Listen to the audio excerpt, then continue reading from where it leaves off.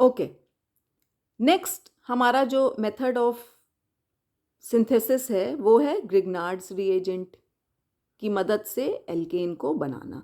तो RMgX जो कि ग्रिग्नार्ड्स रिएजेंट है उसका हाइड्रोलिसिस करा दीजिए, मतलब वाटर के साथ रिएक्शन करा दीजिए उसका। तो जो वाटर का H पार्ट है वो एल्काइल ग्रुप के साथ मिलके एल्केन बना देगा और जो OH पार्ट है वो MgH के साथ मिलकर के मैग्नीशियम की हाइड्रोक्साइड और हैलाइड बना देगा, यानी कि मैग्नीशियम को सेपरेट कर देगा और एल्केन हमको दे देगा। इसके बाद जो हमारा लास्ट मेथड ऑफ सिंथेसिस है, 4 मेथड्स हमको पढ़ने थे। पहला मेथड हमने पढ़ा कैटालिटिक हाइड्रोजनेशन, दूसरा मेथड हमने पढ़ लिया ग्रिग्नार्ड्स रिएजेंट, तीसरा वुड्स और चौथा अब हम पढ़ रहे हैं Kolbe electrolytic method. Kolbe electrolytic method क्या है? जब हम सोडियम और पोटेशियम सॉल्ट, कार्बोक्सिलिक एसिड के सोडियम और पोटेशियम सॉल्ट का एक्वस सॉल्यूशन लेते हैं, जलीय विलयन लेना, ये बहुत इंपॉर्टेंट है।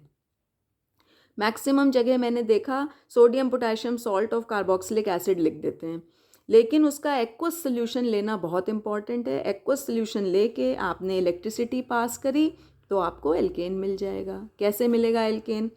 जैसे मैंने ले लिया सोडियम सॉल्ट RCOO Na ले लिया मैंने, अब इस पे मैंने इलेक्ट्रिसिटी पास करी तो ये दो रेडिकल्स, दो अलग अलग चार्जेस, इलेक्ट्रिसिटी का काम ही होता है चार्जेस को सेपरेट करना, दो अलग अलग चार्ज में इसने सेपरेट कर दिया।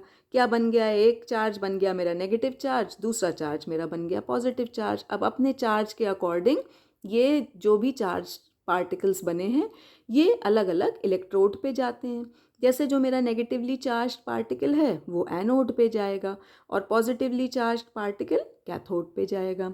अब ये नेगेटिवली चार्ज पार्टिकल मेरा एनोड पे जाके पहला काम करता है, अपने इलेक्ट्रॉन्स को रिलीज़ कर देता है, क्योंकि एनोड पे इलेक्ट्रॉन्स की कमी है।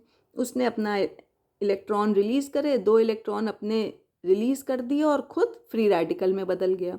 इस फ्री रेडिकल ने एल्काइल फ्री रेडिकल बना दिया और कार्बन डाइऑक्साइड गैस रिलीज़ कर दी और 2 एल्काइल फ्री रेडिकल मिलके एल्केन बना देते हैं। इस मेथड से, कोल्बे इलेक्ट्रोलिटिक मेथड से भी आप मीथेन नहीं पा सकते।